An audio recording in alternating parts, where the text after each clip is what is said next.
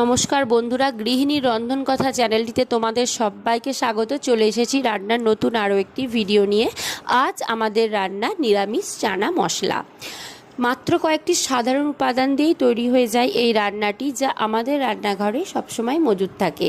তার সঠিক পদ্ধতি আর সঠিক পরিমাণ জানা থাকলেই খুব চট করে হয়ে যায় এই রান্না। তো প্রথমেই দেখে নাও, মা কড়াইতে তেল দিয়ে দিচ্ছে। তেলটা গরম হতে থাকুক, সাদা তেল। তো এদিকে নিয়ে নিয়েছি আলু, দুটো মাঝারি সাইজের আলু এমন ছোট ছোট করে কেটে রেখেছি। আর রেখেছি একটি মাঝারি সাইজের ক্যাপসিকাম, এমন সরু সরু লম্বা লম্বা করে কেটে নিয়েছি। তো এখানে একটা মিক্সি কন্টেনারে নিয়ে নিয়েছি 8টি মতো কাজু, অল্প একটু চারু মগজ আর 1 চামচ পোস্ত। এটার পেস্ট বানিয়ে নিতে হবে। তো কড়াইতে তেল এসে গেলে মা ক্যাপসিকামগুলো দিয়ে দিয়েছে।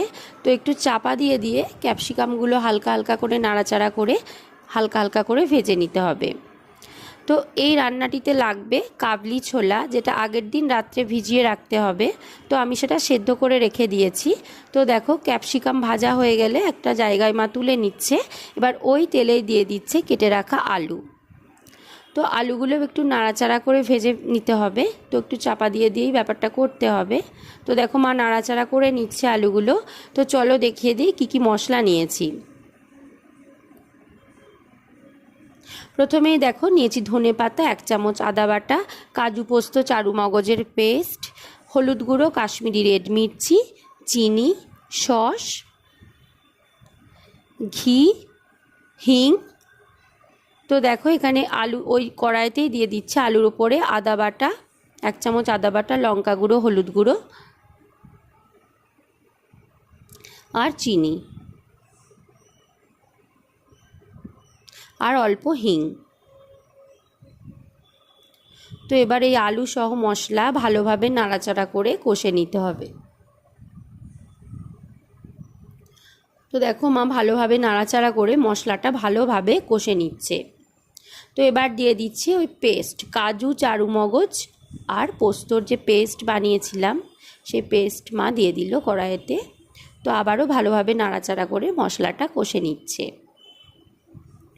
খুব সহজ পদ্ধতিতে, খুব চটজলদি মা রান্নাটা করেছে। ভালো লাগলে অবশ্যই বাড়িতে রেসিপিটি ট্রাই করো। তো এবার দিয়ে দিচ্ছে ভেজে রাখা ক্যাপসিকাম। তো ক্যাপসিকামগুলো দিয়ে আবারও নাড়াচাড়া করে নিতে হবে। তো মশলাটা এভাবে কষতে থাকতে হবে। তো এবার দিয়ে দিচ্ছে দেখো সেদ্ধ করে রাখা কাবলি ছোলা। তো আমি 6 থেকে 7টি মতো সিটি দিয়েছি। তো একটু নাড়াচাড়া করে নিচ্ছে। তো এবার এতে দিয়ে দিচ্ছে দেখো মা সস, পরিমাণ মতো লবণ। তো একটু ভালোভাবে এটা নাড়াচাড়া করে নিয়ে একটু চাপা দিয়ে রাখতে হবে 10 মিনিট মতো। তো এটা একটু ফুটবে। তো দেখো 10 মিনিট পরে চাপাটা খুলে দেখো রান্নাটা খুব সুন্দর হচ্ছে।